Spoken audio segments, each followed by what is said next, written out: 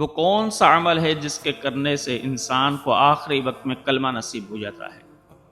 اور اس کی قبر جنت کے باغوں میں سے ایک باغ بن جاتی ہے اور وہ آخرت میں کامیاب و کامران ہو جاتا ہے؟ وہ کون سا عمل ہے؟ مدینے کی گلی ہے۔ نبی پاک صلی اللہ علیہ وسلم مدینے کی گلی سے گزر رہے ہیں تو ایک لڑکا یہودی وہ بھی مدینے کی گلی میں آ رہا ہے۔ تو جب نبی پاک صلی اللہ علیہ وسلم اس یہودی لڑکے کے قریب سے گزرے اور نبی پاک صلی اللہ علیہ وسلم کے جسم مبارک کی خوشبو فضا کے اندر پھیلی تو اس نوجوان لڑکے کو متوجہ کیا تو اس لڑکے نے نبی پاک صلی اللہ علیہ وسلم کے چہرے کا دیدار کر لیا۔ جب دیدار کیا تو نبی پاک صلی اللہ علیہ وسلم کا حسن اس کو اس قدر پسند آیا کہ نبی پاک کے عشق کے اندر مبتلا ہو گیا۔ اب جب کبھی نبی پاک کی تڑپ دل کے اندر پیدا ہوتی وہ مدینے کی گلی کے اندر جاتا، لوگوں سے پوچھتا کیا مسلمانوں کے نبی اس گلی سے گزریں گے یا نہیں؟ تو جو کچھ بھی لوگ بتاتے، اگر کہتے کہ اس گلی سے گزریں گے تو وہ کھڑا ہو جاتا، اور اگر کہتے نہیں اس گلی سے تو نہیں فلاں جگہ سے جائیں گے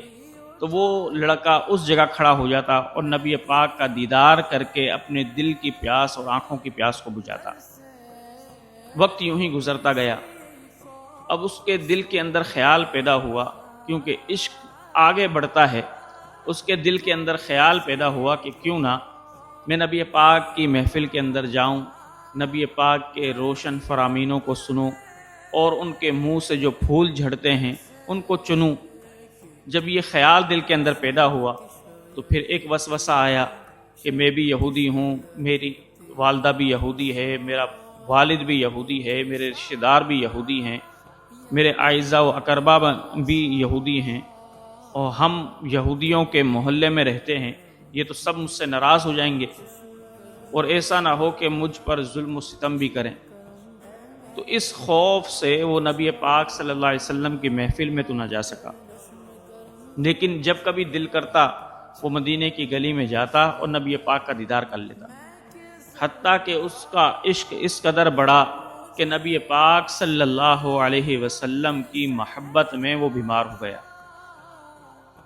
جب وہ بیمار ہوا تو والد نے اچھے سے اچھے طبیب سے اس کا علاج کرایا، لیکن بیٹے کی حالت سدھرنے پہ نہیں آ رہی۔ جب وہ دن بدن کمزور ہوتا گیا تو ماں اپنے بیٹے کے پاس آتی، بلک بلک کر روتی کہ میرے بیٹے کو کیا ہو گیا۔ والد بھی اپنے سر کو پیٹتا کہ میرے بیٹے کو کیا بیماری لگ گئی، کہ طبیبوں کو سمجھ ہی نہیں آ رہی، حکیموں کو سمجھ میں ہی نہیں آ رہی کہ اس کو بیماری کیا لگی ہے۔ حتیٰ کہ وہ لڑکا دن بدن کمزور ہوتا گیا اور بیمار ہوتا گیا۔ جب حالت اس نہج پر پہنچی کہ اس کا جسم بالکل ہی کمزور ہو گیا، بالکل ہی نحیف اور لاغر ہو گیا، اور اس کی زندگی کی رمق ختم ہونے لگی، اس کے انگ انگ سے موت نمایاں نظر آنے لگی اور وہ آخری سانسیں لینے لگا، تو ایک مرتبہ والد نے اپنے منہ کو اس کے کانوں کے قریب کیا اور اپنے کان اس کے منہ کے قریب کیے اور کہا کہ بیٹا یہ تو بتاؤ کہ تمہاری کوئی خواہش ہے، تم کوئی چاہت رکھتے ہو؟ تو بیٹا کہنے لگا اے میرے والد، اگر آپ مجھ سے وعدہ کریں کہ میرے اس کام کو پورا کریں گے تو میں آپ سے کچھ عرض کرنا چاہتا ہوں، لیکن وعدہ کریں کہ پورا کریں گے۔ والد کہنے لگا بیٹا اس نہج پر تم ہو اور اس آخری اسٹیج پر تم ہو، اگر تم میری جان بھی مجھ سے مانگو گے تو وہ بھی میں تمہیں دینے کے لیے تیار ہوں گا۔ اے میرے بیٹے بتاؤ تو صحیح کہ تمہاری خواہش کیا ہے۔ تو بیٹے نے ڈری ہوئی آواز کے اندر اپنے والد کو کہا کہ اے میرے والد، یہ جو مجھے بیماری لگی ہے یہ بیماری نہیں ہے،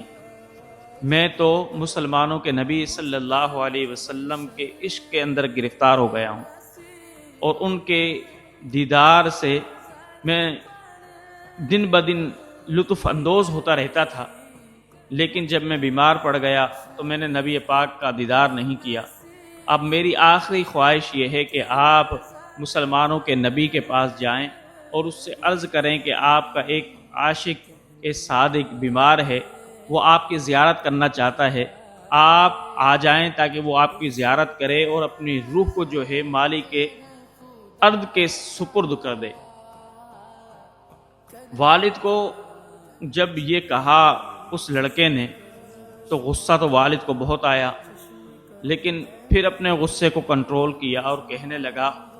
کہ میرا بیٹا تو اب آخری سانسیں لے رہا ہے، میں اپنی بیٹے کی خواہش پوری نہیں کروں گا تو اپنے آپ کو ہی کوستا رہوں گا، چلو میں اپنے رشتہ داروں کی دشمنی مول لیتا ہوں اور اپنے بیٹے کی خواہش کو پورا کرتا ہوں۔ اس نے اپنے غصے کو کنٹرول کیا اور نبی پاک صلی اللہ علیہ وسلم کی طرف چل پڑا۔ جب وہ والد مسجد کے قریب پہنچا تو مسجد کے دروازے پر کھڑا ہو گیا اور مسجد نبوی کے دروازے پر کھڑا ہو کر کہنے لگا، تمہارے صاحب ہیں، تمہارے نبی ہیں محمد مصطفیٰ، مجھے ان سے ملاقات کرنی ہے۔ تو صحابہ نے کیا کہا کہ ابھی آتے ہیں مسجد میں، آپ انتظار کریں۔ تو وہ والد وہیں کھڑے کھڑے انتظار کرنے لگا۔ نبی پاک صلی اللہ علیہ وسلم جب مسجد نبوی میں آئے، صحابہ نے بتایا کہ کوئی آپ کا انتظار کر رہا ہے۔ تو نبی پاک صلی اللہ علیہ وسلم نے اس سے پوچھا کہ کون ہو تم جو میرا انتظار کر رہے ہو؟ تو وہ کہنے لگا کہ اے محمد، میں یہودی ہوں لیکن ایک عرض لے کر آیا ہوں کہ میرا بیٹا جو بیمار ہو گیا ہے، اس کو آپ کے ساتھ عشق ہو گیا، اب میں نے اس کا کئی مرتبہ علاج کروایا، اچھے اچھے حکیموں کو میں نے اس کو دکھلایا، لیکن حکیموں کو کوئی بیماری سمجھ میں نہ آئی، کیونکہ جسمانی بیماری ہو تو ان کو سمجھ میں آئے، یہ تو دل کا روگ تھا، دل کی محبت تھی، ان حکیموں کو کیسے سمجھ میں آتی؟ تو یا رسول اللہ، اب وہ آخری لمحات میں ہے، وہ اپنی زندگی اب ختم کرنے والا ہے، اس کی سانسیں چند ہی رہ گئی ہیں، شاید کہ وہ اب اس دنیا کے اندر نہیں رہے، تو اس کی یہ خواہش ہے کہ میں محمد مصطفیٰ کی زیارت کروں، تو آپ آئیے اس لڑکے کی خواہش کو پورا کر دیجئے۔ نبی پاک صلی اللہ علیہ وسلم نے جب سنا تو صحابہ سے کہا کہ آؤ چلتے ہیں اس لڑکے کے پاس جو میری خواہش رکھتا ہے زیارت کرنے کی۔ اب اس کے آخری لمحات چل رہے تھے اس نوجوان کے، ایک سانس آ رہا تھا، ایک جا رہا تھا، لیکن دل کے اندر تڑپ یہی تھی کہ آخری وقت کے اندر مجھے اپنے یار کی، محمد مصطفیٰ کی زیارت ہو جائے۔ جب نبی پاک صلی اللہ علیہ وسلم اس لڑکے کے پاس پہنچے، سرہانے پر بیٹھے، نبی پاک نے جب اس کو آواز دی تو اس کے کانوں کے اندر جب محبوب کی آواز پہنچی تو دل کے پردے کھل گئے، آنکھیں بھی کھل گئیں، اور اس نے نبی پاک صلی اللہ علیہ وسلم کا دیدار کیا اور آنکھوں کو اپنی ٹھنڈا کیا۔ تو نبی پاک صلی اللہ علیہ وسلم نے فرمایا، اے نوجوان، تم میرا دیدار کرنا چاہتے تھے، لو میرا دیدار کر لو۔ تو نوجوان دیدار کرنے لگا، کہنے لگا، یا رسول اللہ صلی اللہ علیہ وسلم، اب آپ مجھے اگر ضمانت دے دیں قبر کی اور آخرت میں کامیابی کی تو اے محمد مصطفیٰ، میں آپ پر کلمہ پڑھ لوں گا۔ نبی پاک صلی اللہ علیہ وسلم نے اس نوجوان کو کہا کہ میں تمہیں قبر کی بھی ضمانت دیتا ہوں کہ قبر کے اندر بھی تم کامیاب ہو جاؤ گے، اور آخرت کی بھی ضمانت دیتا ہوں کہ تم کامیاب ہو جاؤ گے، لیکن شرط یہ ہے کہ تم مجھ پر کلمہ پڑھ لو۔ تو اس نوجوان نے کہا کہ یا رسول اللہ، میں قبر کی کامیابی پر اور آخرت کی کامیابی پر آپ کی ضمانت لیتے ہوئے میں آپ کے دین میں داخل ہو رہا ہوں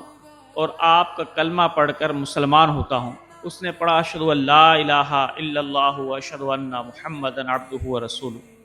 اور جیسے ہی اس کی زبان سے کلمہ جاری ہوا اور اس کی آنکھیں نبی پاک کا دیدار کر رہی تھی، اسی عالم کے اندر اس کی روح پرواز کر گئی۔ جب اس کے والد نے یہ معاملہ دیکھا تو زاروں قطار رویا بھی، گھر کے اندر بھی سسکیوں اور آہوں کی آوازیں آنے لگی۔ تو اس کے والد نے کہا کہ یا رسول اللہ، اب یہ میری چیز نہیں ہے،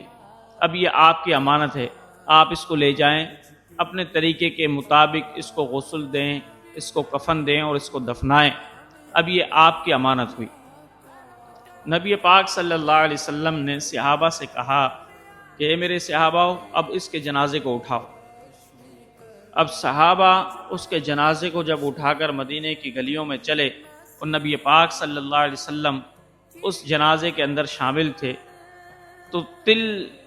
رکھنے کی بھی یعنی اتنی بھی جگہ نہیں تھی کہ جہاں پر کوئی تل گر سکے۔ اتنی بھیڑ ہو گئی مدینے کے گلی میں کہ سب لوگ اس کے جنازے کے اندر شریک ہوئے۔ آس پاس کے جو لوگوں کو پتہ لگا وہ بھی اس جنازے کے اندر آئے اور شریک ہوئے۔ تو نبی پاک صلی اللہ علیہ وسلم اس کے جنازے کے اندر بنفس نفیس خود چل رہے تھے جنازے کے ساتھ ساتھ۔ اب اس عاشق کے مرتبے کا آپ اندازہ لگائیں اور اس عاشق کی خوش قسمتی کا آپ اندازہ لگائیں کہ اس کا بخت کتنا جاگ رہا ہوگا۔ پھر نبی پاک صلی اللہ علیہ وسلم نے ہی اس کا جنازہ پڑھا، اور جنازہ پڑھنے کے بعد نبی پاک صلی اللہ علیہ وسلم قبر کے اندر اترے، اور قبر میں اتر کر اس نوجوان کو اتارا، اور اتار کر کچھ دیر قبر کے اندر ہی رہے۔ جب کچھ دیر قبر کے اندر ہی رہے تو صحابہ کرام نے دیکھا کہ کچھ دیر کے بعد جب قبر سے نکلے تو آنکھوں میں اور جسم میں پسینہ ہی پسینہ تھا، پلکوں سے بھی پسینے کے قطرات گر رہے ہیں، جسم مبارک سے، چہرے مبارک سے ہی پسینے کے قطرات گر رہے ہیں۔ اور نبی پاک صلی اللہ علیہ وسلم جب قبر سے نکل رہے تھے تو پنجوں کے بل تھے قبر کے اندر۔ تو صحابہ تو ہر عمل نبی پاک کا دیکھتے تھے، مشاہدہ کرتے تھے، اور پھر کوئی بات سمجھ میں نہیں آتی تھی تو صحابہ کرام پوچھتے تھے۔ تو ایک صحابی نے جب حضور ان کو دفنا کر باہر نکلے تو ایک صحابی نے کہا یا رسول اللہ، آپ پنجوں کے بل قبر کے اندر کھڑے ہوئے تھے اور کافی دیر تک قبر کے اندر رہے، یہاں تک کہ آپ کے جسم مبارک، چہرے مبارک سے پسینے کے قطرے ہم نے گرتے ہوئے دیکھے، یہ کیا معاملہ ہے؟ تو نبی پاک صلی اللہ علیہ وسلم نے فرمایا کہ اس کی قبر میں جنت کی حوریں آئیں، اور اتنی حوریں تھیں کہ پاؤں رکھنے کی جگہ نہیں تھی مکمل، اس لیے میں نے اپنے پنجے رکھ لیے قبر کے اندر، اور پھر میں نے اسے قبر کی منزلوں کو کامیاب کرایا، حتیٰ کہ اس کی قبر جنت کے باغوں میں سے ایک باغ بن گئی، اور وہ قیامت کے روز بھی میں نے چونکہ ضمانت لی ہے اس لیے قیامت کے روز بھی وہ کامیاب اور کامران ہو جائے گا۔ تو علماء فرماتے ہیں کہ جو نبی پاک صلی اللہ علیہ وسلم سے محبت کرتا ہے، عشق کرتا ہے، تو وہ شخص قبر کی منزل بھی اس کے لیے آسان ہو جاتی ہے، آخرت کے اندر بھی وہ کامیاب ہو جائے گا، اور آخری وقت کے اندر بھی وہ اپنے ایمان کو سلامت لے کر جائے گا اور اس کو کلمہ نصیب ہو جائے گا۔